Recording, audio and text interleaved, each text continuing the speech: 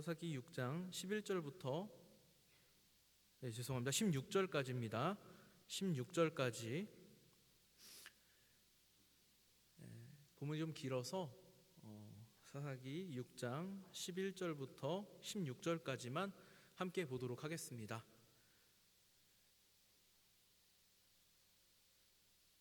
제가 봉독하겠습니다. 여호와의 사자가 아비에셀 사람 요아스에게 속한 오브라에 이르러 상수리 나무 아래에 앉으니라. 마침 요아스의 아들 기드온이 미디안 사람에게 알리지 아니하려 하여 밀을 포도주 틀에서 타작하더니 여호와의 사자가 기드온에게 나타나 이르되 큰 용사여 여호와께서 너와 함께 계시도다 하매 기드온이 그에게 대답하되 오 나의 주여 여호와께서 우리와 함께 계시면 어찌하여 이 모든 일이 우리에게 일어났나이까. 또 우리 조상들이 일찍이 우리에게 이르기를 여호와께서 우리를 애굽에서 올라오게 하신 것이 아니냐 한 그 모든 이적이 어디 있나이까. 이제 여호와께서 우리를 버리사 미디안의 손에 우리를 넘겨주셨나이다 하니 여호와께서 그를 향하여 이르시되 너는 가서 이 너의 힘으로 이스라엘을 미디안의 손에서 구원하라. 내가 너를 보낸 것이 아니냐 하시니라.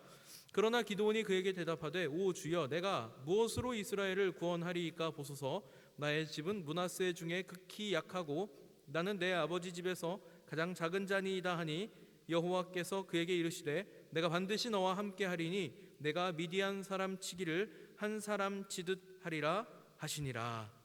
아멘. 네, 오늘은 큰 용사 맞나요? 라고 하는 제목으로 여러분들과 함께 기드온 이야기를 보도록 하겠습니다. 사사기의 기록을 보면요, 인물에 대한 묘사가 구체적이고 자세하게 설명이 되어 있는 인물들도 있고요. 그리고 그렇지 않은 사람들도 있습니다. 간단하게 설명하고 배경 설명 없이 그냥 훅 지나가는 것 같이 지나가는 사사들도 등장을 하죠. 그래서 이들을 대사사, 소사사로 구분을 합니다. 근데 대사사 그래서 중요하고 대단하고 뭐 그런 건 아니에요. 소사사다 그래서 중요성이 떨어진다 그렇게 생각을 하시면 억울하겠죠, 그죠? 우리가 이미 살펴봤던 것처럼 삼갈 같은 사람도 있습니다. 그냥 그가 소모는 막대기로 쳐서 600명을 물리쳤다. 그냥 한마디로 훅 지나가는 것 같은 사사도 존재하는데 오히려 제가 삼갈 이야기를 볼 때는 그랬죠. 중요하다 그랬습니다. 오늘은 이 굉장히 우리가 잘 알고 있는 인물이에요. 사실은 주일학교 과정을 여러분들 잘 정상적으로 잘 마치셨다면 한 번 이상은 들어봤을 그런 인물입니다. 기드온이라고 하는 사람이고요. 기드온 하면 딱 여러분 바로 반사적으로 떠올라야 되는 것이 300용사 이야기입니다. 고개를 끄덕거리시는 분도 있고 뭔 소리 하는 거야 하는 분들도 있는데 뭔 소리 하는 거야 하셔도 괜찮습니다. 왜냐하면 앞으로 이제 보게 될 거니까 여러분 걱정 안 하셔도 됩니다. 설명 다 해드리겠습니다. 오늘은 기드온이 사사로 부름받는 장면을 본 거예요. 사건의 배경을 먼저 설명을 드리도록 하겠습니다. 이스라엘이 또 하나님 앞에 범죄합니다. 이제는 패턴이기 때문에 여러분들이 익숙하게 좀 받아들이시면 좋을 것 같아요. 사사가 나타나서 이스라엘을 구원하였지만 그 시대가 지나고 나면 다시 이들은 관성적으로 돌아갑니다. 어디로 돌아가냐면 가나안의 풍습으로 돌아갑니다. 가나안이 가지고 있는 풍습은 굉장히 미신적이고 우상숭배적이기 때문에 자연스럽게 하나님을 떠나 우상숭배하는 방향으로 흘러가게 되어 있습니다. 이게 패턴이에요. 하나님께서 보시기에 악을 행했다, 바꿔서 얘기하면 우상숭배했다, 이렇게 이해를 하시면 되는 겁니다. 우상숭배한 것을 통하여서 이들은 하나님의 명령을 까맣게 잊어버렸다는 걸 확인할 수 있습니다. 하나님의 명령이 원래 뭐였을까요? 가나안을 정벌하라, 정복하라 명령이었습니다. 하나님께서 이스라엘 백성들을 애굽에서 건져내셔가지고 가나안 땅에 들어가게 하실 때에는 그만한 이유가 있었겠죠. 원래 아브라함에게 약속하셨던 약속이 있습니다. 내가 내게 보여줄 땅으로 가라. 거기가 어디냐면 가나안이에요. 그곳에서 당신의 택한 백성들을 통해 당신의 나라를 이루시겠다고 하나님께서 작정하셨습니다. 그런데 이스라엘이 잠시 동안 한 400년의 시간 동안 애굽에 가 있었죠. 애굽은 일종의 인큐베이터입니다. 그래서 이스라엘이 나라로서 규모를 갖출 때까지 적당한 환경을 제공해 주신 거예요. 그것이 애굽 땅이었습니다. 그래서 애굽에서 일정 시간 동안 이스라엘이 큰 민족을 이루고 나라로서 구성될 만큼 성장하고 나서 이들을 다시 애굽에서 빼내 가지고 가나안으로 보내주셨죠. 근데 가나안으로 보내주실 때 그냥 가나안에 가라 한 것은 아니고요. 가나안에 살고 있었던 원래 민족들이 있겠죠. 이들이 계속 악을 행했습니다. 하나님 보시기에 악했고 그들에게는 벌을 줄 필요가 있었습니다. 그래서 하나님께서는 한 번에 두 가지 일을 하신 거예요. 이스라엘에게는 약속을 지키신 거고 가나안에게는 심판을 하신 거였습니다. 원래는 그렇게 흘러가야 돼요. 그래서 가나안으로 이스라엘이 갔을 때 하나님의 심판으로 가나안은 남김없이 멸해버려야 했습니다. 그런데 이들이 그렇게 하지 못했죠. 못했다고 기록되어 있지만 저는 안 했다라고 표현한다, 이렇게 말씀을 드렸습니다. 여기까지는 우리가 이제 배경으로, 사사기의 배경으로 볼 수 있는 거고요. 그러면 이들이 선택했던 것이 무엇이었냐? 가나안에 살고 있었던 가나안 원래 주민들이 갖고 있는 문화, 기술, 그들과 함께 더불어 살면서 우리도 누리자, 이것이 이스라엘의 선택이었습니다. 그러니까 사사기에서는 그 매개가 철병거라고 그랬어요. 철병거는 일종의 극복할 수 없는 완성된 문명의 결정체 같은 거예요. 오늘날 뭐 스마트폰, 컴퓨터 같은 겁니다. 저걸 보니까 도무지 우리는 저들과 비교할 수가 없다. 완전 좌절해버린 거예요. 그게 철병거입니다. 이스라엘 백성들은 이제 막 석기 시대를 지나서 청동기 문명을 조금 향유할 만할까 싶을 때 이미 가나안에서는 막 철기 문화가 꽃피고 있고요. 철병거가 있고요. 문명적으로 도무지 상대할 수가 없다. 좌절하고 그리고 한편으로는 그들을 동경하는 그런 상황이 된 겁니다. 그래서 가나안과 더불어 살기 시작을 한 거예요. 가나안과 더불어 살기 시작하면서 어떨까요, 여러분? 그들과 함께 산다는 선택은 이들에게 뭘 줄까요? 풍요를 줄까요? 만족을 줄까요? 물론 물질적으로는 약간 풍요로워졌을 수도 있겠죠. 그렇죠?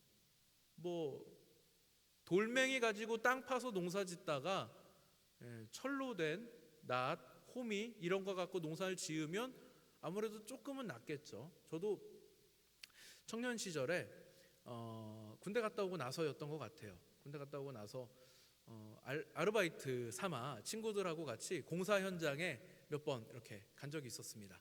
근데 사실은 제가 뭐 기술이 있는 것도 아니고 가봐야 정말 잔심부름 정도 하거든요.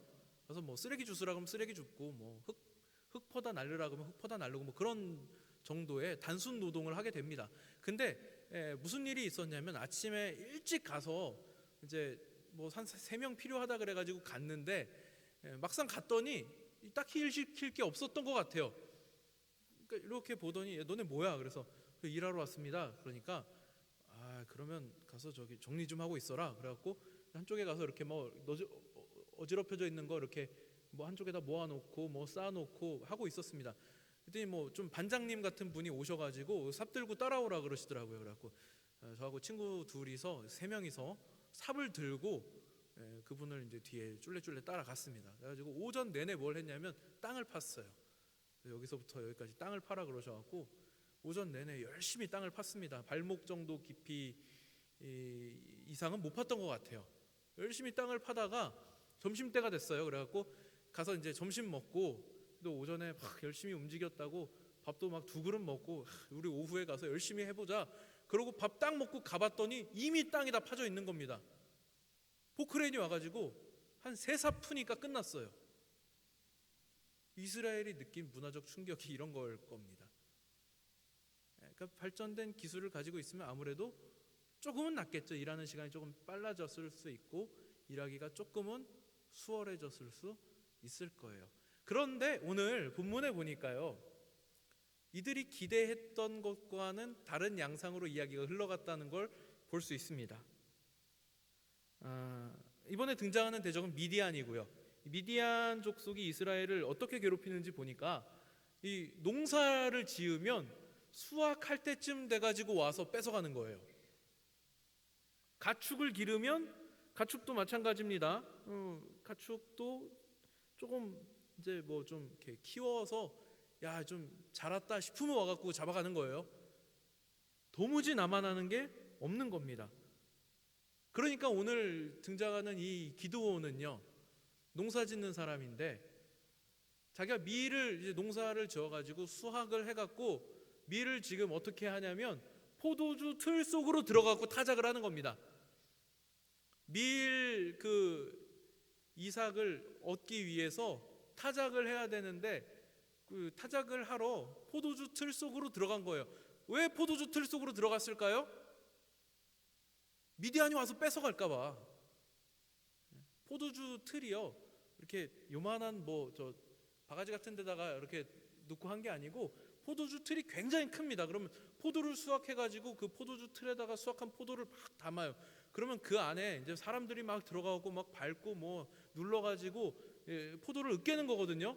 그러니까 아주 큰 통 속에 들어가가지고 몰래 타작하고 있는 거예요. 근데 그때 하나님의 사자가 기드온을 찾아온 겁니다.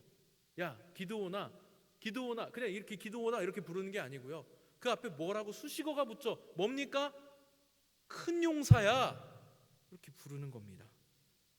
예, 큰 용사 기드온아, 하나님이 너희와 함께 계신다. 그러니까 기드온이 자기 생각해도 자기 꼬라지가 너무 웃긴 거예요. 근데 하나님께서 자기를 큰 용사라고 부르는 게 기가 막힌 겁니다. 그렇게 대답하죠. 아니 만약에 하나님이 우리와 함께 계신다 그러면 우리는 도대체 왜 지금 이 모양으로 살고 있는 겁니까? 나는 왜 여기서 지금 왜 이 포도주 틀 속에 들어와가지고 밀 타작하고 있는 겁니까? 미디안이 쳐들어와갖고 우리가 수확한 거 다 뺏어갈 걸 걱정하면서 이 틀 속에서 나는 왜 지금 이거 하고 있는 겁니까? 따진 거예요. 아니 예전에 우리 조상들이 애굽에 있을 때 하나님께서 우리를 건져내실 때 10가지 재앙이 있었다면서요. 홍해를 가르셨다면서요. 반석에서 물이 나왔다면서요. 만나가 내려왔다면서요. 근데 왜 우린 지금 이러고 사는 겁니까? 이걸 질문하는 거예요. 그동안 있었던 일들 다 옛날 얘기가 돼버렸습니다. 오늘날 지금 내 현실은 왜 이 모양인 겁니까? 하고 질문하고 있는 겁니다. 그러니까 하나님께서 나를 큰 용사라고 부르시는 게 마땅치 않습니다 하고 따지는 거예요. 아니 애초에 하나님이 나를 큰 용사라고 부르셨지만 아니 저는 큰 용사도 아니고요. 큰 용사라고 칩시다. 큰 용사라고 치면 제가 지금 싸우기 싫어가지고 여기 들어와갖고 이러고 있는 건데요 하는 거예요. 하나님께서 그를 향하여 뭐라고 하시는 거예요? 너 가서 너의 힘으로 이스라엘을 미디안으로부터 구원하라. 여러분 이게 얼마나 큰 일입니까? 우리가요 살다 보면 그럴 때가 너무 많아요. 문제가 생기면 문제 때문에 앞이 안 보입니다. 그러니까 문제가 너무 크면요 그 커 보이는 그 문제 때문에 진짜 봐야 될 걸 못 봐요. 사사기에서 이스라엘은요 하나님의 명령을 잃어버린 상태입니다. 이들이 지금 선택한 건 뭐예요? 하나님 백성으로서의 정체성 대신에 가나안 민족들과 똑같아지기를 선택했잖아요. 애초에 가나안 민족들과 같아지기를 선택해 놓고 나서 아니 우리가 하나님 백성이라 그러셨으면 우린 지금 왜 이러고 삽니까? 따져봐야 무슨 이유가 있겠어요. 하나님께서 당신의 백성들을 향하여서 야 너네 내 백성답게 살아 이렇게 말씀하시는데 내 백성답게 좀 살아봐라 하실 때마다 우리는 가나안처럼 사는 게 더 좋아 보여요. 이게 더 좋습니다. 이거 할래요 하고 자기들이 선택한 거잖아요. 기드온도 하나님 백성이라고 하는 정체성 대신에 가나안과 같아지기를 선택한 이스라엘 백성들 중에 하나잖아요. 근데 그가 따지는 이 말이 너무 웃기지 않아요? 하나님께서 큰 용사야 기드온아, 너 가서 너의 힘으로 미디안으로부터 너희 민족을 구원해내라. 그랬더니 하나님, 제가 언제 큰 용사였습니까? 저희가 언제 당신의 백성이었습니까? 마치 하나님이 자기들을 버렸다는 듯이, 아니 우리가 하나님 백성이면 우리 왜 지금 이러고 살고 있습니까? 하고 따지잖아요. 삶의 목적이라는 걸 이미 잃어버린 상태에서, 하나님께서 요구하시는 삶을 포기해버린 상태에서, 아니 우리가 하나님 백성이면 이 말을 하는 게 무슨 의미가 있겠어요? 먹고 살만해지면, 등 따시고 배부르면 하나님 잊어버리고 가나안 백성들과 섞여 살면서 우상 숭배하고, 이게 더 좋아요, 이거 하면서 사는 게 더 좋습니다, 이게 우리한테 더 유익합니다 하면서, 그래요, 그러다가 또 뭐 가나안 족속들이 조금 힘 세져가지고 와서 좀 괴롭게 하면 죽겠다, 못 살겠다, 하나님 이럴 줄 몰랐다 따져갖고, 기도원 보세요. 죽겠다, 못 살겠다, 하나님 이럴 줄 몰랐다 하잖아요. 그죠? 그래서 하나님께서 사사를 보내주시면 그럼 정신 차려야 되는데, 그때 반짝하고 또 까먹고 또 등 따시고 배부르면 우리는 이거 하면서 사는 게 더 좋아요 이러고 사는데, 정체성이라는 걸 아예 잃어버렸는데 이제 와서, 아니 하나님 애굽에서 우리 조상들 건져내실 땐 안 그러셨다면서요. 이거 따지는 게 무슨 의미가 있냐고요. 애초에 하나님의 관심은 이스라엘 백성들이 미디안을 물리치는 데 있지 않아요. 여러분 그걸 중요하게 생각하셔야 됩니다. 사사기를 볼 때요, 대적들이 계속 등장을 하거든요. 대적들이 계속 등장을 하고 이스라엘을 막 괴롭게 만들고, 그게 사사기에도 나오죠. 가시와 올무가 되어서 잊을만 하면 떠오르게 하고 자꾸 괴롭게 만들어가지고, 괴롭게 만드는 이유가 뭐예요? 하나님 떠나지 말라고요. 하나님 백성이라고 하는 정체성을 갖고 살라고 가시와 올무로 남겨두신 거잖아요. 가시와 올무엔 의미가 없습니다. 가시와 올무는 중요한 게 아니에요. 그냥 신발에 들어간 돌멩이 같은 거예요. 주머니 속에 들어있는 압정 같은 겁니다. 주머니에 손 넣었더니 아야 하고, 왜 이런 게 있지? 이렇게 되는 거. 걸을 때마다 왜 이렇게 자꾸 발에 뭐가 걸려 하고 신발을 벗어서 보니까 돌멩이가 들어있는, 그 정도의 문제예요. 그런데 이들은 그것 때문에 죽겠죠. 삶과 직결되어 있는 문제들이 막 발생을 하죠. 그러니까 기도는 무슨 선택을 하는 거예요? 포도주 틀 속에 들어가갖고 타작을 하는 거예요. 왜? 그거 뺏김 당장 먹을 거 없으니까. 내가 타작하는 걸 미디안 족속들이 보면 와서 또 뺏어갈 게 뻔하니까 이거 안 보여보겠다고 숨어가지고 타작하고 있는 겁니다. 하나님의 관심은 어디 있을까요? 숨어서 타작하는 이 미디안 족속들 쳐들어올까봐 전전긍긍하고 있는 이 기드온을 향하여서 하나님 뭘 하라고 하시는 걸까요? 너 가서 미디안을 물리쳐라. 물리쳐라가 중요한 게 아니에요. 너 내 백성이다 하시는 겁니다. 내가 너와 함께 하지 않니? 너 가서 하면 된다. 너의 힘으로 미디안을 물리칠 수 있어. 이거 말씀하시는 겁니다. 지금까지 우리 다 봤잖아요. 에훗, 온니엘, 삼갈, 드보라, 이 사람들이 대단한 사람들이었어요? 아니죠. 그래도 하나님께서 이들을 들어서 쓰시더라. 사사기에서 등장했던 사사들은 그들의 영적인 활약이 중요한 게 아니고, 그들이 활약한 이면에 하나님은 이들을 어떻게 사용하신 거지? 하나님은 이들을 왜 사용하신 거지? 이들은 별 볼 일 없었는데, 오히려 별 볼 일 없기 때문에,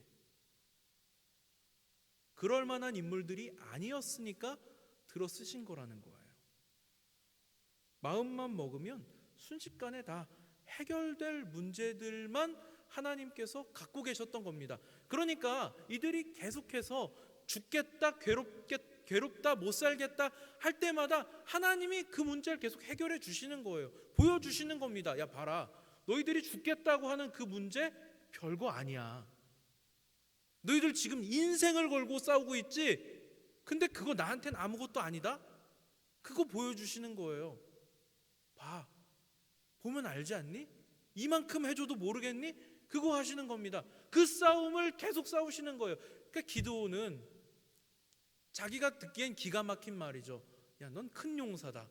아니, 제가 어딜 봐서 큰 용사입니까? 제가 큰 용사였으면 왜 전 여기 숨어갖고 이러고 있어요? 제가 칼 들고 나가서 싸웠지. 근데 하나님은 아니에요. 넌 큰 용사다. 왜? 내가 너와 함께 하니까. 하나님께서 이만큼 말씀하시면 웬만하면 우리 깨달아야 되잖아요. 그죠? 이 정도 했으면 여러분도 알아먹어야 되지 않아요? 그죠? 근데도 지금 다들 알쏭달쏭한 표정을 짓고 있으니까 기드온도 사실은 그런 상태입니다. 딱 이만큼 하나님 말씀하셨으면 아, 그래, 하나님 저와 함께 하시는군요, 제가 가서 싸우겠습니다 해야 되는데 여러분처럼 알쏭달쏭한 표정을 짓고 있는 거예요. 그러면서 뭐라 그래요? 하나님 진짜 저랑 함께 하시는 거면 증거 보여주세요. 증거를 보여주시면 제가 하겠습니다. 그러니까 하나님께서 기드온한테 뭐라 그러냐면, 야, 너네 집에 가면 너네 집에 아세라상 있어, 그거 부셔버려라, 이렇게 말씀을 하십니다. 근데 이게 웃긴 게요, 기드온한테 지금 뭐라 그러냐면 너네 집에 있는 아세라상을 부셔라 그래요. 그러니까 기드온네 아버지 집에 그 아세라상, 아세라 우상이 있는 거예요. 그 우상을 음란하게 섬기는 걸 못하도록 가서 부셔라, 하나님께서 명령을 하십니다. 그럼 가서 부시면 되잖아요, 하나님 시키셨으니까. 근데 그걸 못해요. 그걸 못해갖고 어떻게 하냐면 밤에 아무도 없을 때 몰래 가서 부시고 나옵니다. 그리고 나서 모른 척을 해요. 모른 척을 합니다. 근데 다음 날 아침에 사람들이 이제 밭에 일하러 가다가 우상이 있으면 가서 거기다 절하고 가야 되는데 밭에 일하러 가다가 보니까 다 박살이 나 있는 거예요. 그래서 이제 자기들끼리 모여가지고 웅성웅성 막 논의를 하기 시작합니다. 이게 무슨 일이냐, 누가 이렇게 불경한 짓을 저질렀냐, 누구 소행이냐, 막 이러고 따지고 있습니다. 그래서 아무래도 우리가 이놈 누군지 잡아가지고 작사를 내놔야겠다, 혼쭐을 내놔야겠다, 자기들끼리 막 얘기하고 있는데 기드온네 아버지가 나타나가지고 뭐라 그러냐면, 만약에 바알이 정말 신이고 이 아세라가 정말 신이라고 하면 그가 알아서 이 일을 저지른 자를 심판할 것이고, 그러니까 우리가 나서서 그럴 필요가 없다. 만약에 바꿔서 얘기해 볼까요? 만약에 이렇게 박살을 내놨는데 이거 박살 내놓은 놈한테 아무 일도 일어나지 않으면 그러면 그냥 이건 그냥 말 그대로 나무 쪼가리, 돌 쪼가리, 우상밖에 되지 않는 거 아니냐, 그 얘기를 한 겁니다. 그랬더니 사람들이 얘기를 듣더니 맞네, 일리가 있네, 그러고 다 돌아갔다는 거예요. 그리고 이때부터 기드온에게 별명이 생겼는데 여룻바알이라고 하는 이름이 그에게 붙었더라 하는 것이 오늘 본문이 담고 있는 내용의 전부입니다. 비록 기드온은 싸우기 싫어가지고 포도주 틀 속에 들어가서 몰래 타작이나 하고 하나님께서 그를 향하여 야, 큰 용사 기드온아, 내가 너와 함께 할게, 너 가서 미디안으로부터 너희 민족을 구원해라 그랬더니 하나님 진짜 나랑 함께 하시는 거면 증거 보여주세요. 그래? 너 가서 아세라 상을 부셔. 그것조차도 자신이 없어가지고 밤에 몰래 아무도 없는 때 가서 부셔놓고, 그리고 나서 무슨 일이 일어나나 보니까 자기들끼리 모여가지고 웅성웅성 할 때 결국은 그 기드온을 향하여 붙은 이름이 뭐예요? 여룻바알. 무슨 뜻이냐면 바알을 대적하는 자. 감당할 수 있는 이름이 아니죠, 사실은. 바알은 이 가나안 민족들에게 가장 큰 우상입니다. 가장 큰 신이에요. 그런 가장 큰 신에게 대적을 한다는 것이 가당키나 하겠습니까? 그런데 하나님께서 그에게 그런 이름을 붙여주시죠. 왜요? 하나님이 그에게 큰 용사라는 이름을 붙여주셨으니까. 야, 내가 너를 큰 용사로 쓸 거야 하셨으니까. 여러분 한번 생각해 보세요. 우리한테도 사실은 감당하기 어려운 이름이 붙어 있습니다. 근데 그거 되게 거룩하고 감당하기 어려운 이름인데 우리 진짜 아무렇지도 않게 쓰는 것 같아요. 그리스도인이라고 하는 이름이에요. 여러분, 이 그리스도인이라고 하는 이름에 대해서 한번 진지하게 생각해 보세요. 여러분들 감당할 수 있는 이름이에요? 이 이름이 어떻게 주어진 이름이에요? 예수님 핏값으로 주신 이름입니다. 예수님께서 십자가를 지시고 십자가에서 피 흘리시고 살 찢기시고 모진 고난을 다 당하시고 세상에서 당할 수 있는 모든 모욕을 다 당하시고 나서 우리한테 주신 이름이 바로 이 그리스도인이라는 이름이에요. 감당하실 수 있습니까? 하나님 자녀라는 이름이요, 여러분 그냥 거저 주어지는 게 아니죠. 예수님께서 목숨값으로 우리를 사셔서 하나님 자녀라고 하는 이름을 주신 거잖아요. 감당할 수 있어요? 감당이 안 돼야 정상입니다. 그런데 사실 우리가 이거 너무 무가치하게 받아들이고 있지만요, 어쨌든 하나님께서 그래도 우리한테 이 이름을 주셨어요. 생각해 보세요. 내가 그 이름을 받을 만한 자격이 있나? 없죠. 당연히 자격 없습니다. 자격이 없어요. 기도원도 지금 그 얘기하는 거예요. 하나님 저한테 그런 이름이 가당키나 합니까? 제가 큰 용사라는 이름 받을 만한 자격이 있습니까?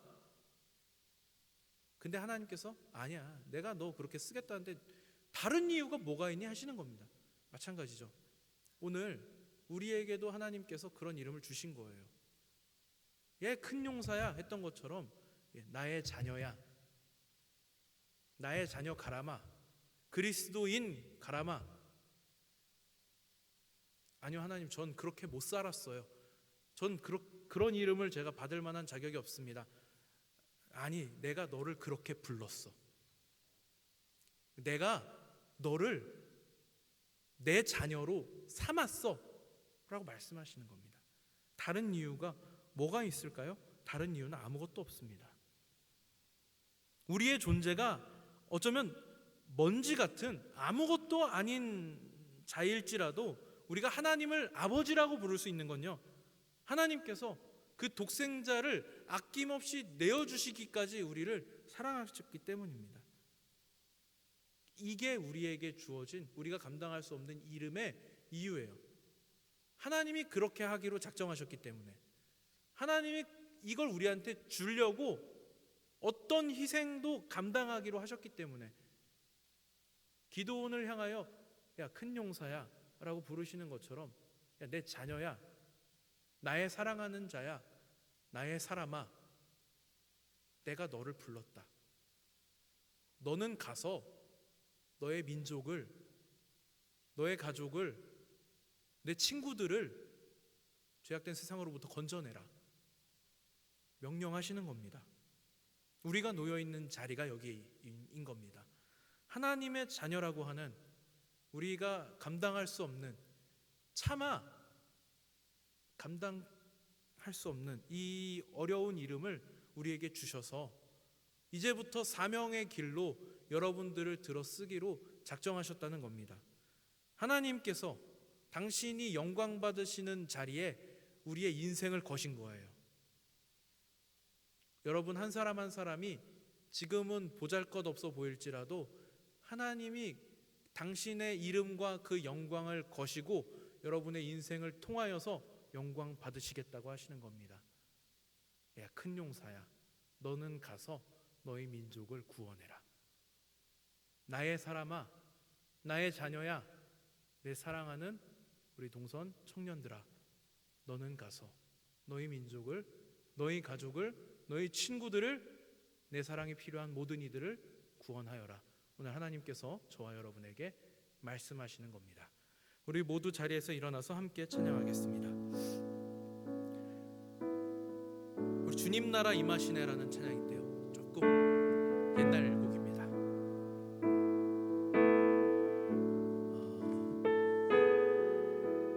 하나님께서 그렇게 일하시겠다고 하실 때에는 다른 이유를 찾으면 안 돼요. 하나님께서 그렇게 하시겠다고 하셨으면 그걸로 끝입니다.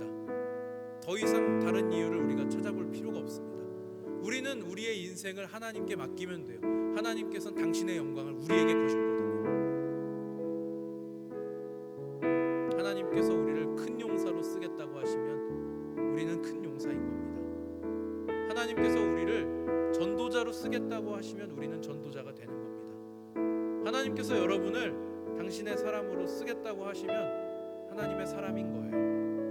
다른 이유는 없습니다.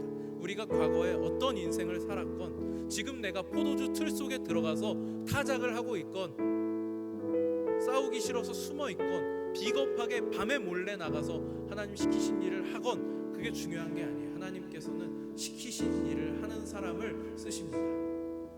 오늘 함께 우리가 결단하는 마음으로 우리 주님 나라 임하시네 찬양하도록 하겠습니다.